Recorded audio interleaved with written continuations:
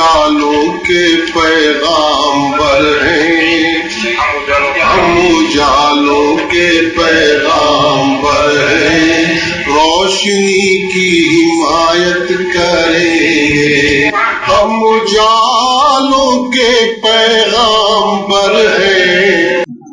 اگر اس کا اجمالاً آپ ذکر فرما لیں کہ کن مراحل سے گزر کر یہ بن پاس ہوا ہے، اس میں ملت اسلامیہ ہند کی جدوجہد اور ان کی کوششوں کاوشوں کا کس حد تک دخل اور محض سیاست کا کس حد تک دخل؟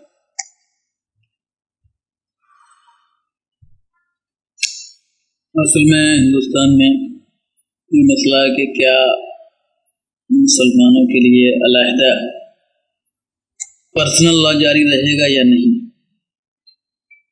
کیا یکساں سول کوڈ سے گورن ہونا ہوگا یا کم از کم اپنے احوال شخصیہ کی حد تک وہ اپنی شریعت سے گورن ہوں گے۔ یہ ایک مستقل مسئلہ ہے، ایک جنگ ہے جو وہاں چل رہی ہے۔ ایک گروپ یہ چاہتا ہے کہ شرعی قوانین ختم کر دیے جائیں اور پرسنل لاء کے لیے جو الگ مسلمانوں کے شرعی قوانین ہیں ان کا نفاذ روک کر وہاں کے بسنے والے سبھی مذہب کے ماننے والے شہریوں کے لیے یکساں قانون جاری کیا جائے۔ اس کے مقابلے میں مسلمانوں کی جدوجہد کا نشانہ یہ ہے کہ ان قوانین کا تعلق ہمارے اسلامی تشخص سے ہے، ہمارے ملی امتیاز سے ہے اور دین کے ساتھ ہمارے رابطے سے۔ اس لیے ہم کسی ایسی تبدیلی کو گوارا نہیں کریں گے جس میں ہماری ان شرعی خصوصیات کو مٹایا جائے۔ اس سلسلے میں بعض سیمینارز ہوئے جس میں یہ بات طے کی گئی کہ مسلمان تو بڑے جذباتی ہیں اس معاملے میں، اس لیے ڈائریکٹ مسلم پرسنل لاء پر حملہ نہ کر کے انڈائریکٹ لیجسلیشن یا پیرلل لیجسلیشن کے ذریعے قوانین شرعی میں ترمیم کی جائے۔ اصل نشانہ یہ تھا۔ اس ذیل میں ظاہر ہے کہ سی آر پی سی کا کوئی تعلق پرسنل لاء سے نہیں بنتا ہے۔ مسلم پرسنل لاء ایک اسپیشل لاء ہے، سی آر پی سی ایک جنرل لاء ہے، لیکن سی آر پی سی کی دفعہ 488 نئے سی آر پی سی میں جب 125 بن کر آئی تو اس میں ایک بہت ہی باریک ایک نقطہ پیدا کر دیا گیا، یعنی وائف کا ڈیفینیشن چینج کر دیا گیا۔ وائف وہ بھی ہے جو بیوی ہو اور وہ بھی ہے جو کبھی تھی لیکن اسے طلاق ہو گئی اور اس نے اب تک نکاح ثانی نہیں کیا۔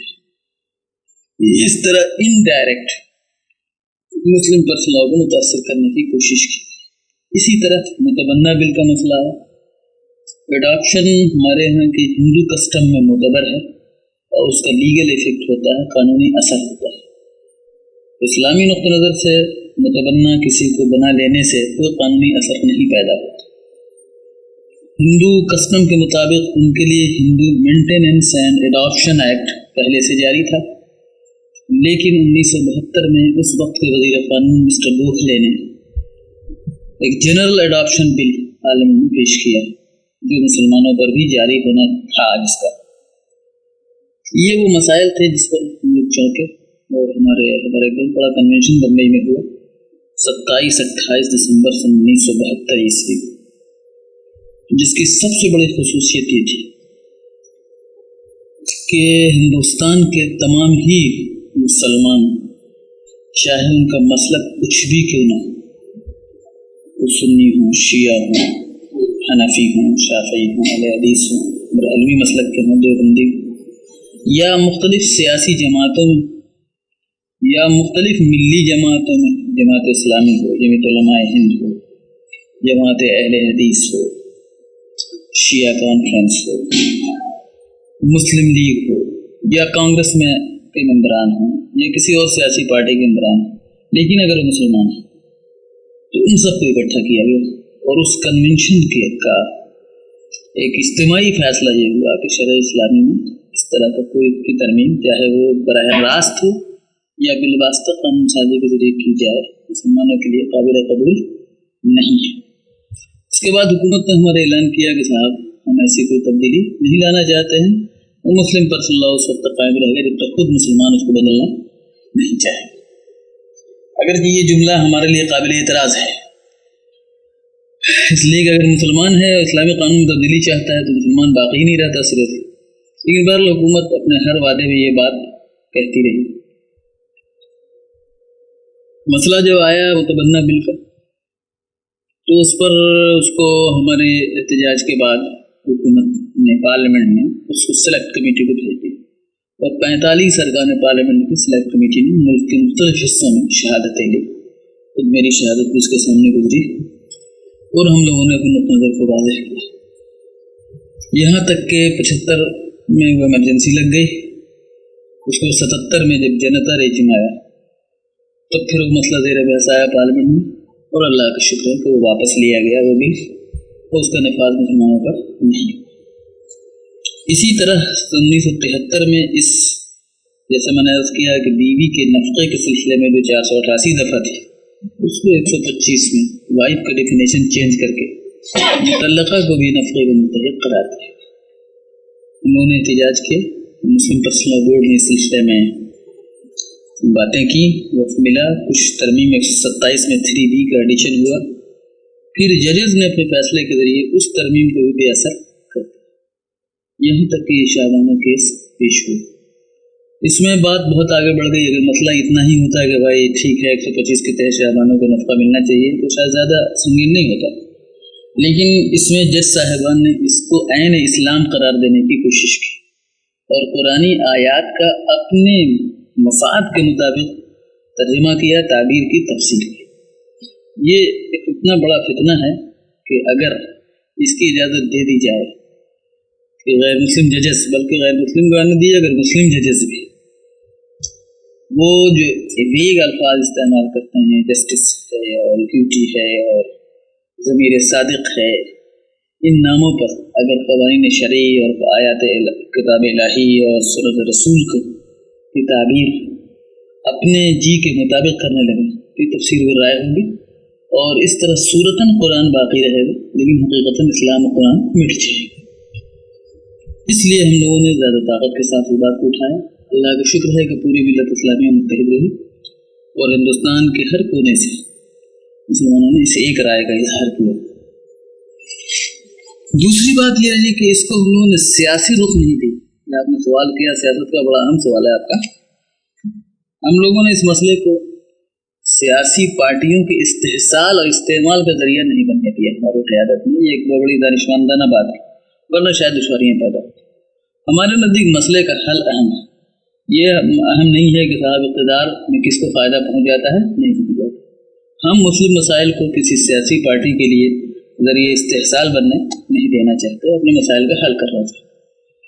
मेरा ख्याल है कि हमारे प्राइम मिनिस्टर ने भी इस बात को महसूस किया कि इनके सामने कोई सियासी मकसद नहीं है, कोई पार्लियामेंट मेंबरी नहीं है, कोई मिनिस्ट्री नहीं है, कोई ऐसा इक़्तिदार के हाँ नहीं है, बल्कि ये दरअसल वाक़तन अपने मजहब में मुदाखलत की वजह से मुस्तरिब और बेचे हैं। दूसरी बात हमारी अपनी राय यह है कि सरकार ने, राजीव गांधी ने इस बात को माना, हमारे वज़ीर आज़म ने, वो इसलिए माना कि उन्होंने ईमानदारी से ये बात महसूस की कि जो मुतबादल इस्लामी कानून हम पेश कर रहे हैं वो औरतों के हक़ में ज़्यादा मुफीद है मुकाबला 125 की। अभी पास हुआ जो अभी पास हुआ। इस बिल में औरतों के हर हाल में हुकूक का तहफ़्फ़ुज़ किया गया है। ये उलमा की निगरानी में तैयार हुआ या पार्लियामेंट के अरकान ने अपने तौर पर? नहीं, इसमें हुआ ये कि प्राइम मिनिस्टर ने हम लोगों से एक तस्लीम रसला बोर्ड से एक नोट मांगा कि हमें दो मसलों पर एक नोट दीजिए। एक तो ये कि साहब सुप्रीम कोर्ट ने अपने फैसले में कुरान को कोट किया है तो कुरान से इस्तेदलाल उनका क्यों सही नहीं। दूसरा सवाल उनका ये था कि आपके पास ऐसी औरतों के लिए जिनको तलाक हो गई हो और जिनका कोई इंतज़ाम ना हो, क्या इंतज़ाम मुतबादल है इस्लाम में खाना। चुनांचे हम मुस्लिम मसला बोर्ड ने एक कभी उन्होंने दो डिटेल नोट मांगा था, एक समरी मांगी थी। एक डिटेल और समरी नोट तैयार करके दिया गया इस्लामी कानून में ऐसी औरतों के लिए क्या गुंजाइशें हैं, उनके लिए क्या इंतज़ाम है, और वही दरअसल बेस है इसका। फिर उसके बाद उस्मान अबुल नदवी उस्मान रहमानी से मुसलसल कई मजलिसों में वज़ीर क़ानून और वज़ीर आज़म की बातें होती रहीं। तो गया तकरीबन इस पूरे कानून का ढांचा वही है जो उलमा ने दिया है और शरअ इस्लामी के मुताबिक तैयार करने की कोशिश की गई है इसके अंदर। अब इस बिल के पास होने के बाद ये सुप्रीम कोर्ट का फैसला तो कल अदम हो गया। अच्छा, इससे पहले शाबानों के केस से पहले अखबारात में आता रहा, शहबाब से पता चलता रहा कि छोटी अदालतों में इस तरह के बहुत से फैसले ऐसे ही हो चुके हैं जैसे शाबानों के सिलसिले में इत्तफाक के उसके पास मसाइल थे जी, तो सुप्रीम कोर्ट तक चली गई। तो उस वक्त उलमा ने यानी इस पर छोटे छोटे जो फैसले होते रहे तो इतना जोर नहीं दिया। अगरचे ये तो बात समझ में तो आती है कि सुप्रीम कोर्ट का फैसला बिलाशुबा मुस्लिम पर्सनलात के लिए एक बहुत बड़ा चैलेंज इसलिए बन गया कि उसको सिवाय पार्लियामेंट के और कोई अथॉरिटी बदल नहीं सकती। तो ये चीज़ें जब छोटे पैमाने पर हो रही थी तो उलमा ने उस वक्त इस तरफ क्यों तवज्जो नहीं दी? कोई आवाज़ ऐसी बात नहीं है क्योंकि सुनाई नहीं दी। नहीं, सही नहीं है। अखबारात तो खासकर जो हमारा नेशनल प्रेस है उसका रवैया कुछ बहुत अच्छा नहीं रहता इन मसाइल के बारे में। जैसे मैंने अर्ज़ किया कि 1973 से ही इस बिल के खिलाफ बात काम हो रहा है और सबसे पहले इंदिरा जी के ज़माने में इसमें अमेंडमेंट हुआ, 127 में 3B का इजाफा हुआ, लेकिन मुख्तलिफ जगह जजेस ने फैसले किए। उसमें अब तफसील में जाना पड़ेगा। 125 में तो ऑर्डर हो जाना है, 127 3B में अगर शौहर महर वगैरह अदा कर देता है तो उसूलन उसको 125 के फैसले से निकल जाना चाहिए, होना ही चाहिए। जजेस फैसला करते रहे, मुख्तलिफ जगह मजिस्ट्रेट्स ने फैसले किए, वो फैसले अपील में गए, फिर अपील दर अपील होते रहे जहाँ जहाँ होता रहा। जाहिर है कि साहब किसी मजिस्ट्रेट का फैसला कर देना या किसी जज का फैसला कर देना, हम उस सिलसिले में सरकार ही को कह सकते हैं। जब अदालत में बहस आती है तो कानूनी बहस की जा सकती है। तो और जो मजिस्ट्रेट या नीचे दर्जे के जजेस हैं उनका फैसला रूलिंग तो बनता नहीं, रूलिंग बनता है हाई कोर्ट का फैसला या सुप्रीम कोर्ट का फैसला। तो जब ये बॉम्बे हाई कोर्ट में मामला आया, गुजरात हाई कोर्ट में मामला आया, कई प्रॉब्लम पैदा हुए। मतलब रिसीव्ड का लफ्ज़ है उसमें कि औरत ने रिसीव कर लिया हो वो चीज़ें जो उसको बाद तलाक मिलनी चाहिए। अब रिसीव्ड का तर्जुमा कर दिया एक्सेप्ट एक जज साहब ने कि साहब औरत ने कबूल कर लिया हो लेना, मर्द 1000 दिन मोहर देता रहे, औरत कहे कि मैं नहीं लूँगी, तो गोया वो जो 3B का इजाफा हुआ उससे कोई फ़ायदा उसको नहीं मिलता।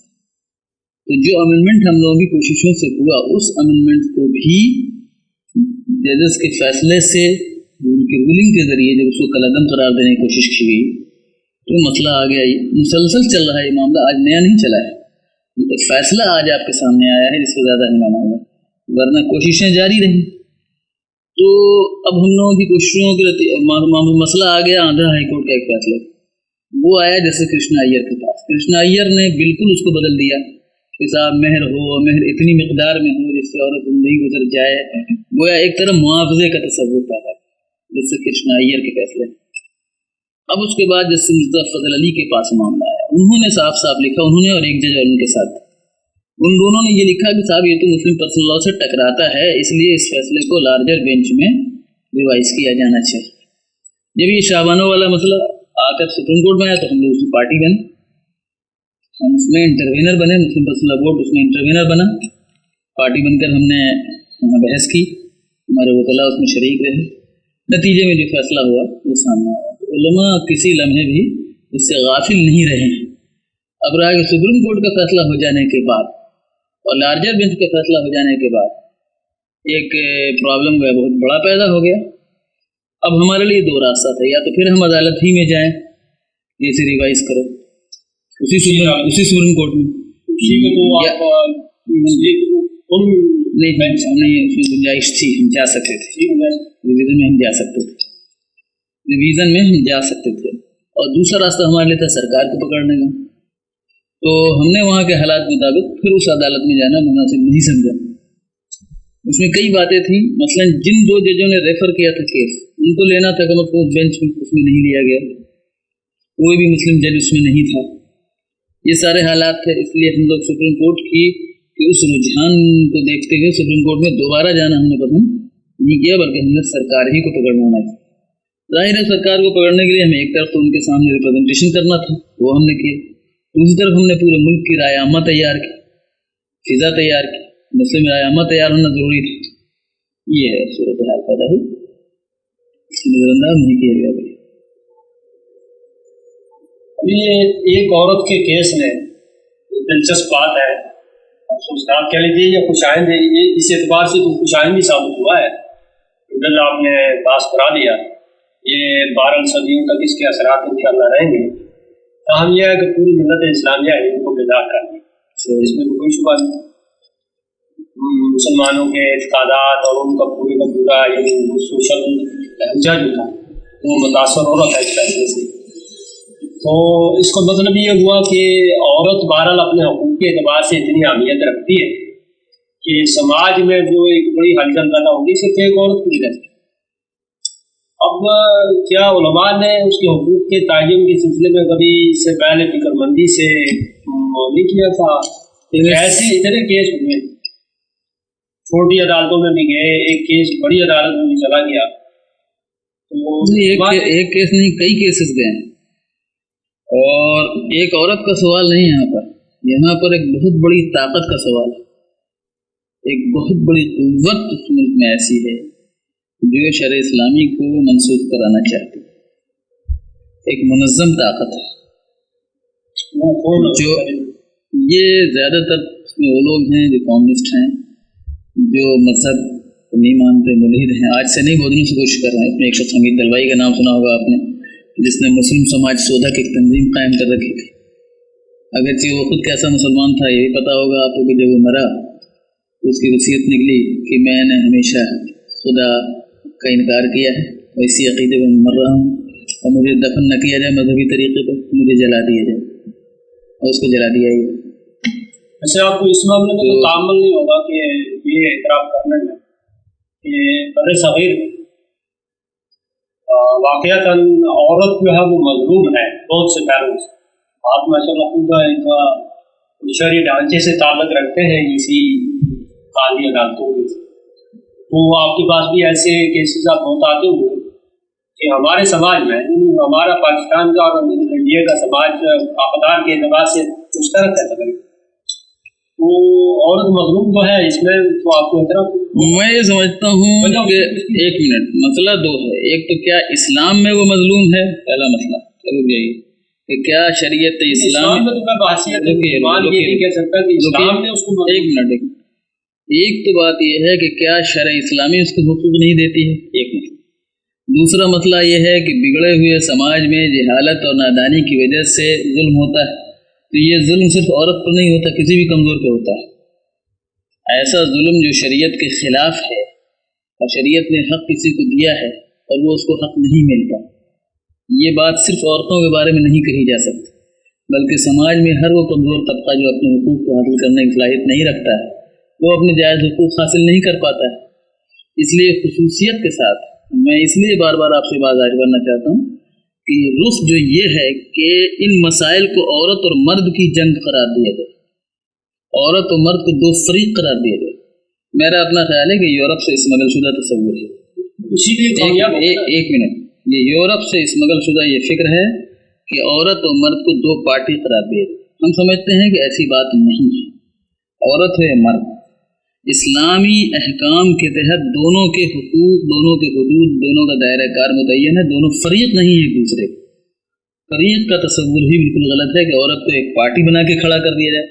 यही वो साजिश है वहाँ की जा रही है या की जा रही थी कि साहब औरतों को, मुसलमान औरतों को खड़ा कर दिया जाए कि तुम एक फरीक, तुम एक पार्टी, मर्दों से लड़ो अपने हुकूक हासिल करने के लिए। ये बात सही नहीं है।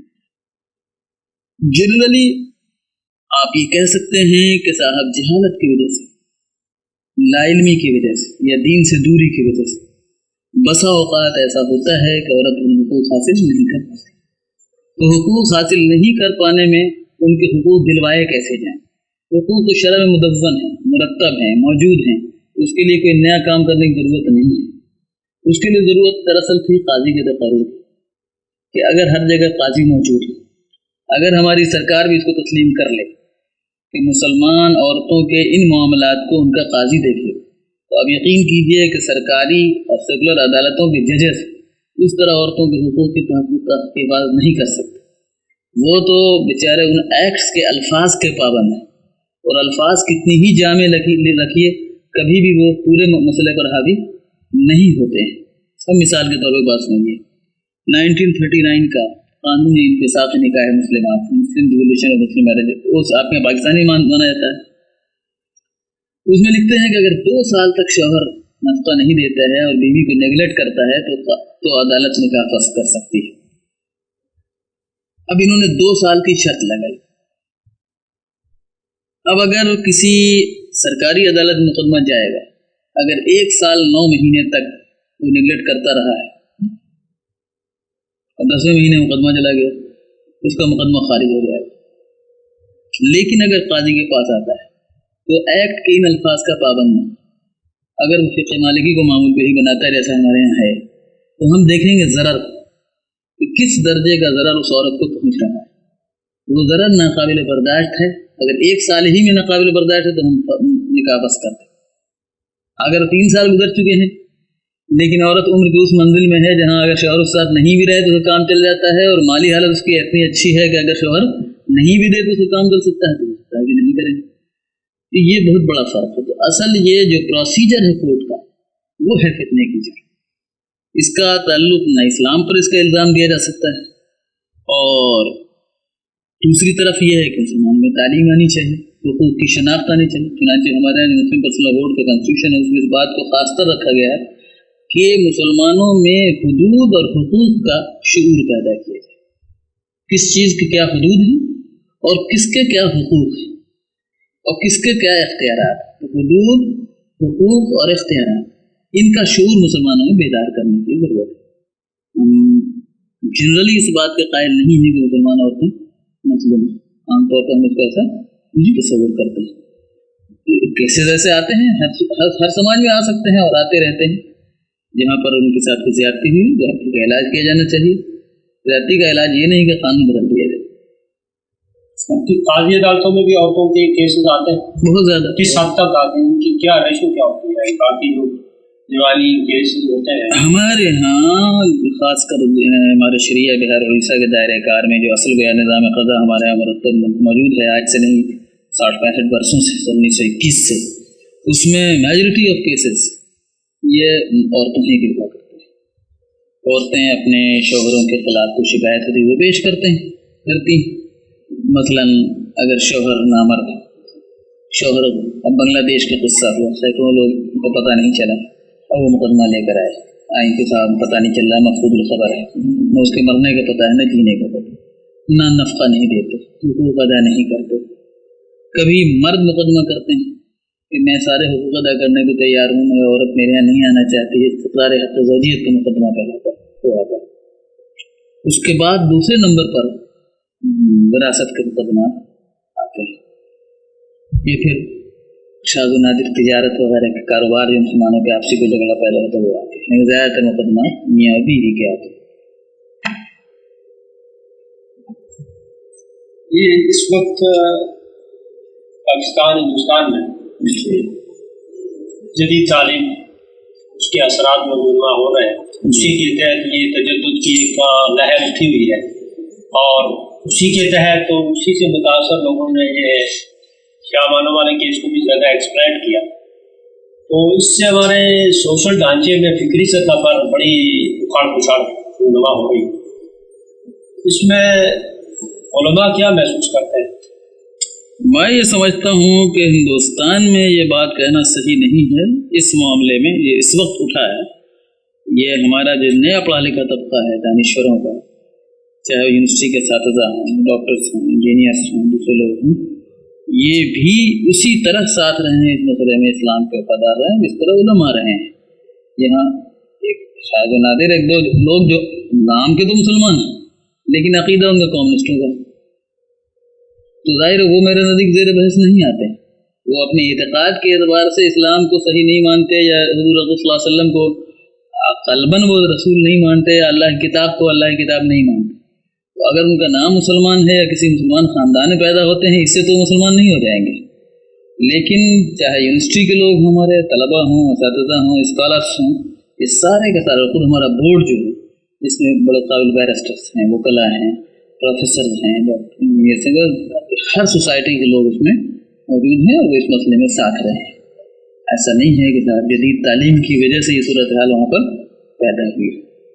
غلط فہمیاں ہو سکتی ہیں، شکوک پیدا ہوتے ہیں، گفتگو کے بعد اس کا ازالہ بھی ہو جاتا ہے. وہ ہم نے اپنے ہندو بھائیوں کو بھی دیکھا کہ ان سے جب باتیں ہوئیں ان کو ہم نے معاملہ سمجھایا کہ صاحب معاملہ یوں نہیں یوں ہے، اور حقیقتاً اگر واقعی صرف عورتوں کے مفاد کی بات سوچتے ہو تو یہ دیکھ لو کہ اس میں مفاد ہے یا اس میں مفاد ہے، تو وہ بھی اس بات کے قائل ہو جاتے ہیں کہ بات صحیح ہے. اور انہوں نے بھی بعض اوقات ہماری حمایت کی ہے. یہ نہیں کہ تمام ہندو آبادی نے وہاں مخالفت کی ہے. میں نے کیا تھا ابھی پہلے بھی کہ دو لوگ ہیں، کچھ تو وہ لوگ ہیں جو عقیدتاً فرقہ پرست ہیں اور کچھ وہ لوگ ہیں جو عقیدتاً کمیونسٹ اور ملحد اور بے دین ہیں. ان دونوں کی کانسپریسی ہو سکتی ہے، لیکن اس کے علاوہ جنرل ماس وہ یا تو ان کو ان چیزوں میں مطلب نہیں، یا اگر مطلب ہے تو ان کو اگر صحیح بات سمجھائی جائے تو وہ مانتے ہیں. سوشل سطح پر جو یہ ایک سمود سا سفر جاری تھا صدیوں سے، اس میں بہرحال ہلچل تو پیدا ہوئی ہے نئے رجحانات اور نئی تعلیمات کی وجہ سے.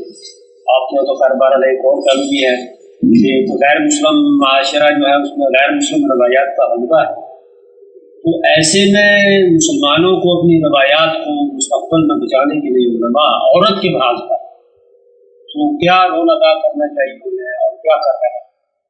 تو بہرحال یہ تو اگر ایک عورت نے واقعتاً ہلا دیا ہے، اس کا سارے کا سارا کیس غلط تھی، اس کے اندر مسئلہ یوں نہیں ہے. یہ اتفاق کی بات ہے کہ ایک مقدمہ ایسا سامنے آ گیا جس میں ایک عورت مدعی ہے، ایک مرد مدعا ہے. میں اسے یہ نہیں سمجھتا کہ ایک عورت نے ہلا دیا. میں یہ کہتا ہوں بے شک کہ اتفاقاً اس مقدمے سے وہ طبقہ بھی ہمارا جو سو رہا تھا، غافل تھا، وہ اس مسئلے کی اہمیت کو نہیں جانتا تھا، وہ بھی بیدار ہو گئے، یہ کہہ سکتے ہیں آپ. اور دراصل ان عورت کا بھی نہیں بلکہ ان جج صاحب کا احسان ہے کہ انہوں نے خود قرآن شریف کے مفہوم کو متعین کرنے میں مداخلت کر کے مسلمانوں کو یہ بات محسوس کرا دی کہ دراصل یہ مسئلہ صرف ایک عورت کے ایک ذاتی پریشانی کا مسئلہ نہیں ہے، بلکہ یہ مسئلہ اصل اسلام کی جڑوں پر حملہ آور ہونے کا مسئلہ ہے. یہ شعور ضرور بیدار ہوا، اس حد تک میں ماننے کو تیار ہوں، لیکن یہ کہ ایک عورت نے ہلا دیا ایسی کوئی بات خاص نہیں ہے. اگر جج حضرات بالکل قرآن اور حدیث کو چھیڑتے ہی نہ، محض ایک عورت فی الواقع مظلوم بھی ہوتی اور اس کے حقوق کی ادائیگی ہی کا مسئلہ ہوتا، شریعت کے احکامات اور تعلیمات اس کی زد میں نہ ہوتی، تو اس صورت میں علماء کیا چپ ہو جاتے؟ یعنی اگر شریعت حالت میں اگر شریعت کے شریعت کو بچانے کے لیے اگر شریعت کے خلاف کوئی فیصلہ نہیں ہوتا، اگر اور عورت کے جو جائز حقوق اللہ نے رکھے ہیں وہ عدالتیں دیں تو تمہاری کیا لڑائی ان سے؟ بڑی خوشی کی بات. اگر ایک عورت کو جو شریعت نے حق دیا ہے اس کا جائز حق کوئی عدالت دلواتی ہے اور عورت مظلوم ہے تو ہمارے لیے بہت خوشی کی بات ہے. ہم اس کو بڑھ کر تائید کریں گے بجائے مخالفت کرنے کی. ہم اس کی تائید کریں گے. اب مثلاً مہر کا مسئلہ ہے، ہمارا مطالبہ مسلم فیصلہ بورڈ کا شروع کئی مسائل پر ہم نے مطالبہ کیا ہے کہ عورتوں کی جو دشواریاں ہیں وہ کیسے دور کی جائے. وہ مہر حاصل نہیں کر سکتی جب تک وہ سول کورٹ میں نہیں جائے، جس کے لیے اسے لمبی فیس دینی پڑتی ہے. ٹائٹل میں اگر جاتے ہیں آپ کسی چیز کے تو مالیت مقرر ہوتی ہے آپ کے مطالبے کی، اور بمقدار مالیت اس کے تناسب سے آپ کو فیس دینا پڑتا ہے. ہم نے فیصلہ کیا کہ صاحب ہم نے بار بار سرکار سامنے باتیں رکھی کہ صاحب آپ اس فیس کو ختم کیجیے. دوسری بات ہے کہ اسپیشل عدالتوں کے ذریعے یا کسی ذریعے ایسا کیجیے کہ ایک سمری ٹرائل کے بعد عورتوں کو مہر مل جائے تو 10 برس اور 15 برس ایک 10,000 روپے مہر کے لیے مرتی رہے. ممکن نہیں، اسی لیے بہت سی عورتیں مہر کا دعویٰ بھی لے کر نہیں جاتی.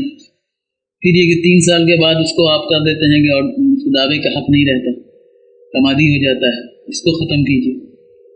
اب یہ ساری چیزیں تھیں جو عورتوں کے لیے دشواری کی تھی، جس کو ہم لوگ خود محسوس کر رہے تھے. ایک ابھی بل مزید پیش ہوا ہے کہ صاحب جس وقت 1937 میں شریعت اپلیکیشن ایکٹ پاس ہوا، اس وقت زرعی جائیدادوں کا استثناء کر دیا گیا. کس نے کرایا، کیا کرایا، وہ میں نہیں پیش کرنا چاہتا ہوں ورنہ تکلیف ہو. بہرحال हालात ऐसे थे कि जनाब किया लोगों ने ज़रूरी जायदाद, इससे नतीजा क्या हुआ कि यूपी वगैरह में ज़रूरी जायदादों में लड़कियों को हक़ नहीं मिलता। इससे बहुत बड़ा नुकसान जो हक़ विरासत अल्लाह का दिया हुआ है। हम लोग इसके लिए कोशिश हैं कि साहब उसमें तरमीम होनी चाहिए और औरतों को हक़ विरासत मिलना चाहिए। ये हालात है। तो जहाँ तक जायज़ हुकूक औरतों के हों या किसी के हों, अगर वो इस्लामी शरीयत के दायरे में आते हैं तो उसके लिए तो हम हर लम्हे कोशिश हैं और चाहते हैं कि साहब वो उसको मिलने चाहिए। उसमें दुश्वारियाँ, अभी जो बिल पास हुआ, अभी उस बिल में अब मेहर CRPC में उसको मिलेगा, इस एक्ट के तहत भी उसको मेहर मिल जाना चाहिए, उसका सामान जहेज मिलना चाहिए, उसके दूसरे गिफ्ट जो हैं वो मिल जाने चाहिए। औरत की जो प्रॉपर्टीज़ हैं वो मर्द को अपने कब्ज़े से फ़ौरन छोड़कर औरत को देना पड़ेगा। फिर बहुत बड़ी सहूलत इसमें रखी गई कि 30 दिन में फैसला होना है। बहुत बड़ी आसानी है कि 30 दिन में फैसला हो जाना। तो मैं इसे सिरे से औरत और मर्द का टकराव तस्वूर करने के लिए तैयार नहीं। मैं समझता हूँ कि मुसलमान होने की हैसियत से हम में से हर शख्स की जिम्मेदारी है कि साहब जो भी जिसके हुकूक उसको हुकूक उसके दिलवाए जाने से। हमारे उलमा एक दूसरे को अकायद की सतह पर कंडम करने में जितना जोर लगा रहे हैं, उनकी तवानाइयाँ जितनी ज़ाया हो रही हैं, तो इतनी तवानाइयाँ अगर वो समाज में औरत की बेदारी में औरतों और मर्दों को समाज के हर तबके को मुसलमान माशरे में उनके हुकूक और फ़राइज़ से आगाह करने में सर्फ करें, तो क्या ये माशरे की बहुत बड़ी इस्लाह नहीं? और ऐसी सूरत में मौजूदा हालात में उलमा ने जो वजीरा तक और तरीक़ा इख्तियार कर रखा है, तो बंदी बंदी या हदीस एक दूसरे के खिलाफ याद हुआ अपने निज़ाम में, इसको समाजी इस्लाह की मैं ये समझता हूँ कि बाज़ वो बातें जो उलमा या गैर उलमा में बहुत अरसे से चली आ रही हैं, जो खामियाँ हैं, जो खूबियाँ हैं, हमारी हमको ही पूरी एनर्जी से इस पर नहीं खर्च करनी चाहिए कि किसी तरह उलमा गंडम हो। ये कोई सही वतीरा नहीं है। सही तरीक़ेकार ये है कि और सोचने की बात ये है कि जो हमारा मुआशरा है उसी से उलमा पैदा होते हैं, उसी से गैर उलमा पैदा होते हैं, और मुआशरे की जो खूबियाँ हैं वो भी लेकर और मुआशरे की जो खामियाँ हैं वो भी लेकर दोनों उठते हैं। ज़ाहिर है, न आसमान से उतरते हैं न ज़मीन से उगते हैं। इसी मुआशरे की सतह से हर तबका हमारे यहाँ उठता है, उसमें खामियाँ भी हैं, खराबियाँ भी। अब आप तंजीमों में चले जाएँ, वहाँ झगड़े मिलते हैं। आप सियासी जमातों में चले जाएँ, वहाँ झगड़े मिलते हैं, उलमा के बीच में झगड़े। और मसाइल को अलग अलग सोचना चाहिए। एक मसला ये है कि क्या मजहब के मामले में अकीदे का इख्तलाफ हो या मसलक फ़िक़ही का इख्तलाफ हो, तरीक़े नज़र फ़िक्र का इख्तलाफ, क्या ये इख्तलाफ इस हद तक इसको अहमियत देना कि जिससे इस्लाम को नुकसान पहुँच जाए सही है या गलत है? हमारा जवाब होगा कि गलत है। और हम जैसे कुछ कमज़ोर लोग बहरहाल इसके लिए मुस्तक़िल कोशिश रहते हैं और हैं कि इख्तिलाफ मसलक और इख्तिलाफ ख्याल अपनी जगह पर है, लेकिन इसको कभी भी मिल्लत में ग्रुप बनाने का ज़रिया और तफरीक़े का ज़रिया नहीं बनना चाहिए। ये हमारा बुनियादी निशाना है। दूसरा मसला अलहदा है कि उलमा को ज़्यादा बाशऊर होकर इस अहद में ऐसे तामीरी कारों की तरफ लगना चाहिए जिससे मुआशरे की बुनियाद सही इस्लामी खतूत पर कायम हो सके। ये काम करना चाहिए।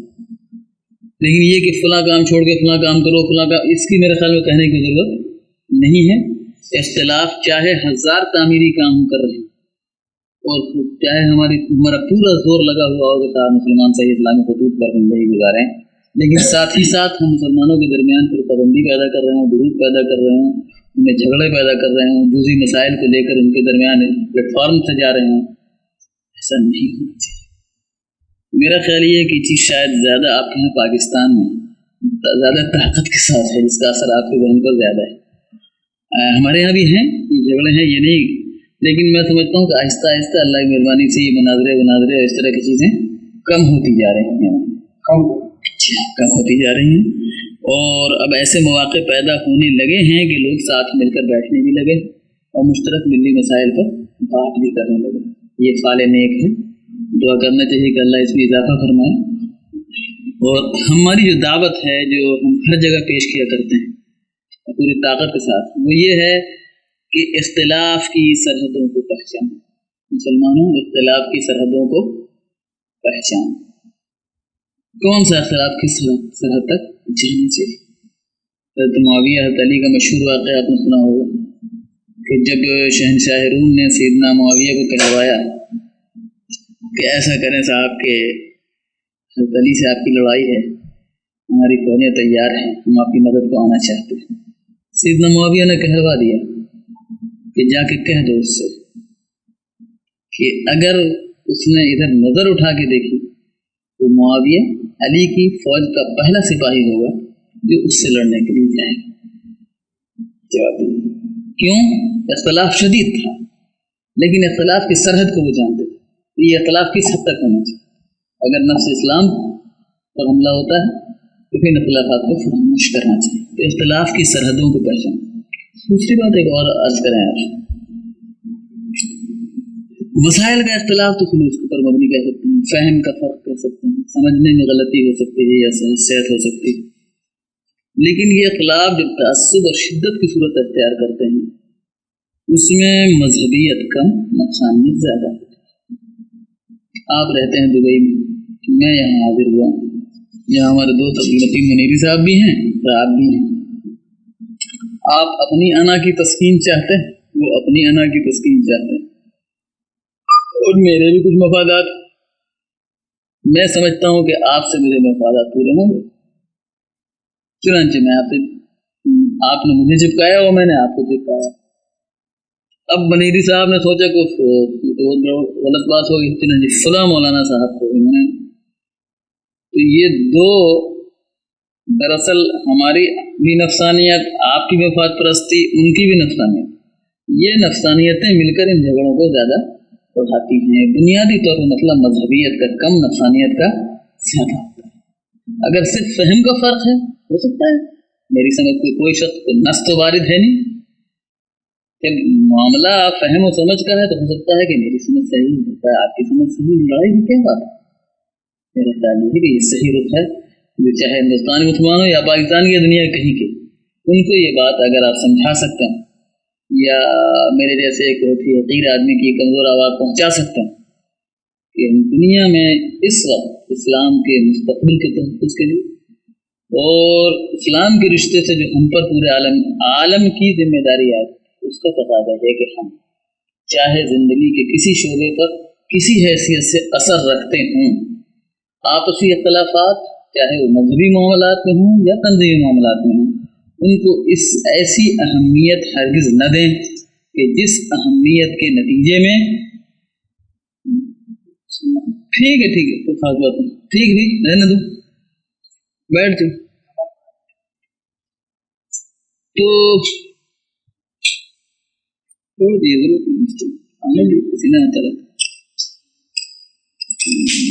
بیٹھ جاؤ، نہیں ضرورت ہے، بند کر. تو ایسی اہمیت نہیں دینا چاہیے جس سے امت میں انتشار پیدا ہو، اختلاف پیدا ہو، گروہ بندی پیدا ہو، بلکہ ملت کے مشترک کاز کو سامنے رکھ کر اپنے بھی رائے اور اپنے رہتے ہوئے بھی کام کیا سکتا ہے. ہماری دعوت ہمارے شریعہ کے پلیٹ فارم سے شروع سے یہ رہی ہے کہ مختلف فی مسائل میں جس شخص کو جس عالم پر اعتماد ہو اس کے کہنے پر عمل کریں، لیکن امت کے درمیان فرقہ نہ بننے دیے. کلمے کی بنیاد پر مسلمانوں کو ایک امت اور اعتماد. عملاً تو فرقے بنے ہوئے نا، تو نظری سطح پر آپ لوگ فرما رہے ہیں، یہ بالکل درست ہے. میرا فرمانا جو ہے، میں نے تو آپ سے عرض کیا کہ جو ہم چاہتے ہیں وہ یہ ہے، ہماری کوششیں یہ ہیں، ہماری محنت کا محور یہ ہے. نتیجہ تو میرے ہاتھ میں نہیں ہے، نہ آپ کے ہاتھ میں ہے. اللہ تعالیٰ اس کوشش میں کتنا کامیاب کرتا ہے، اس کے لیے مسلمانوں کو بہت زیادہ باشعور بنانے کی ضرورت ہے، وہ کرنا چاہیے ہمیں. اب یہ آپ چاہیں کہ صاحب ہم سرے سے کوئی معجزہ تو ہمارے ہاتھ میں نہیں ہے کہ 23 برس میں पूरी इंसानियत क्या पलट कर दें? ये तो हमारे हाथ में नहीं, हमारा काम है मेहनत करना। देखना ही चाहिए कि अल्लाह ताला को साथ जानकर कि हम सही रुख पर कोशिश कर रहे हैं, नहीं कर रहे। हम अपनी कोशिश के पाबंद हैं, मुकल्लफ हैं, हम नतीजे के मुकल्लफ तो नहीं, नतीजे मेरे हाथ में काम। और अब मेरे अर्ज करने का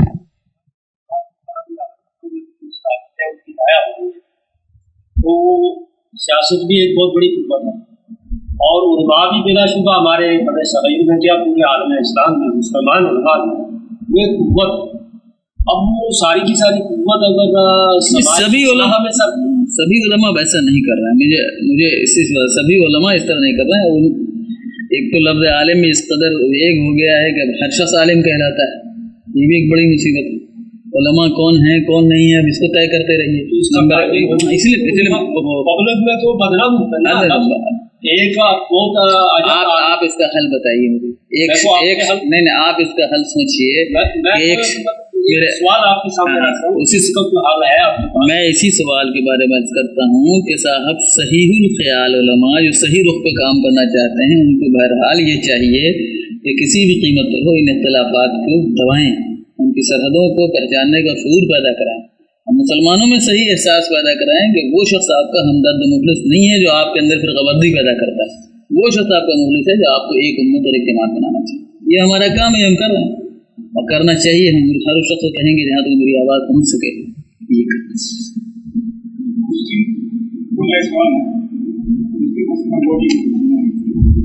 सवाल था कि 5 साल में मुस्लिम पर्सनल बोर्ड में बरेली तुर्की वहाँ बहुत के इंतजाम होगा, यही है चंद दिन पहले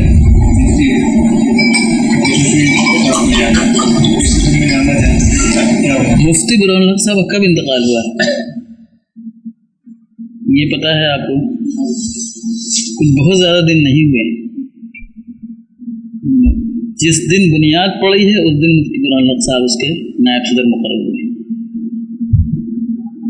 मुख्तलिफ दीगर उलमा भी उसमें मेंबर रहे हैं, बेंगलोर के मौलाना अब्दुल हफीज़ जुनैदी हैं, खुद अरशदुल क़ादरी साहब उसके मेंबर रहे हैं, और भी दूसरे हज़रात मेंबर रहे हैं। वो नहीं आए मीटिंग में, जब भी हालांकि कायदा है कि 3 मीटिंग में नहीं आए तो उनका नाम पड़ जाता है, दुनिया भर का कायदा है, लेकिन इसके बावजूद इन हज़रात को मेंबर रखा।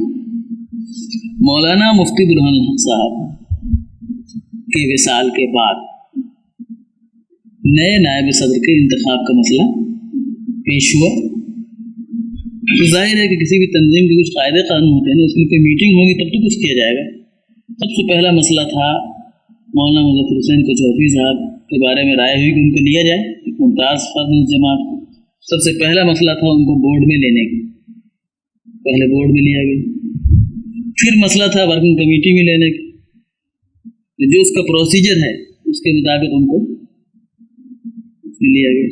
फिर उनको लिखा गया कि आप मंजूरी दें, आपको नायब सदर मुकर्रर। जब उनकी मंजूरी आ गई तो उनके नायब सदर के अहदे उनका तकर्रुर हुआ। इसमें कोई है नहीं कि 5 साल या 4 साल या 3 साल 2 साल लगे,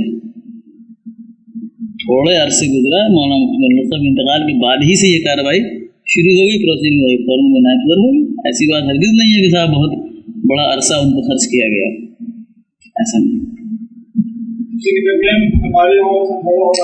और कुछ ऐसी गलतफहमियाँ कुछ लोग पैदा करने की कोशिश हमेशा करते हैं, लेकिन ऐसी बात कभी नहीं हुई है और कोई वजह नहीं है। जबकि हम इसको एक तो समझ लीजिए कि हम मुसलमानों की मुख्तलिफ जमातों को साथ लेकर चलना कोई डिप्लोमेसी नहीं है हमारे लिए। अल्हम्दुलिल्लाह पूरे खुलूस और ईमानदारी के साथ हम समझते हैं कि हिंदुस्तान में मुसलमानों के मसाइल के हल करने के लिए ये ज़रूरी है कि मुस्लिम मिल्लत बहैसियत मिल्लत इकट्ठा रहे। इसलिए हम हर शख्स को सीने से लगाने को तैयार हैं जो इस इत्तेहाद के काज के लिए काम करने को आमादा है। इसमें किसी तसन्नो या किसी पॉलिसी वक्ती पॉलिसी का सवाल नहीं पैदा होता। कोई भी शख्स लेके काम को आगे बढ़े, मगर वो बढ़े, वक्त लगाए, कुर्बानियाँ करे, साथ चले। कुछ नहीं कम से मीटिंग में तो आए। किन किन मुश्किलात से हम लोग इस पूरे प्लेटफॉर्म को साथ रख रहे हैं तो हम लोग इसको महसूस करते हैं, जानते हैं। जी पाकिस्तान के आईनी मसाइल का खास तौर पर मुश्किल किया है। अयूब साहब के मन में जो आईनी कानून है, कानून है जी, इसके हिंदुस्तान के कानून को क्या असर पड़ा है? उसमें सबसे बड़ी बदकिस्मती यही है कि उन कानून का हवाला हमारा सुप्रीम कोर्ट या हमारा दूसरा प्रेस दिया करता है, वो हमारे खिलाफ इसको इस्तेमाल करते हैं। हम अपने तौर पर उसका जवाब देते हैं कि साहब हम कुरान हदीस के पाबंद हैं, हम फिक़्ह इस्लामी के पाबंद हैं, हम किसी मुल्क के पाबंद नहीं हैं। हाँ, अभी सुप्रीम कोर्ट के जो झगड़े वाला फैसला है उसमें दिया गया, उसमें उसकी बाज़ाब्ते इबारतें कोर्ट की हैं। अभी दानिया लतीफ़ी का मज़मून भी शाया हुआ है हिंदुस्तान टाइम्स ऑफ इंडिया में। अभी इस बिल के सिलसिले में और कोर्ट के फैसले के सिलसिले में हिंदुस्तानी अवाम के जो जज्बात थे बिलाशुबा बड़े कीमती जज्बात थे और उनका नतीजा भी बड़ा मुस्बत हासिल हो गया है इस बिल की सूरत में। लेकिन इस हवाले से जो बेदारी पैदा हुई है जी, उस बेदारी के असरात को पायदार रखने, मुस्तकिल और रवा रखने के उलमा पर एक बहुत बड़ी जिम्मेदारी आ गई। अगर ये समझ कर के हमने एक बिल पास करा दिया, मामला ख़त्म कर दिया गया और वो जज्बात बैठ गए, तो दूसरे अनासर जो है उनको चुप करके बैठे हुए उनकी तो नेगेटिव सरगर्मी मुसलसल जारी है। इस सिलसिले में उलमा ने प्लानिंग की। बहुत सही सवाल किया आपने। हमारे लिए मैं समझता हूँ कि इस वक्त हिंदुस्तान में सबसे बड़ी नाज़ुक जिम्मेदारी यही है कि हम जो एक राय आमा पूरे मुल्क में बेदार हुई है मुसलमानों की, ये हमारा बहुत बड़ा कीमती सरमाया है, इसकी हम हिफाजत करें। हमारे YouTube चैनल भटकल टीवी के नाजरीन, दाएं तरफ घंटी के निशान पर क्लिक करके इसे सब्सक्राइब करना और लाइक के बटन पर क्लिक करके इसे पसंद करना न भूलें। उर्दू ऑडियोज़ और वीडियोज़ की जामे तरीन mobile app Urdu audio Google play store और एप्पल स्टोर पर दस्तयाब है। ये ऐप सफ़र हज़र में आपकी बेहतरीन साथी बन सकती है। इसे इंस्टॉल करके urduaudio.com के जुमला ऑडियोज़ और वीडियोज़ से मुस्तफ़ीद हों और इससे दोस्त अहबाब को मुतारिफ़ कराएँ।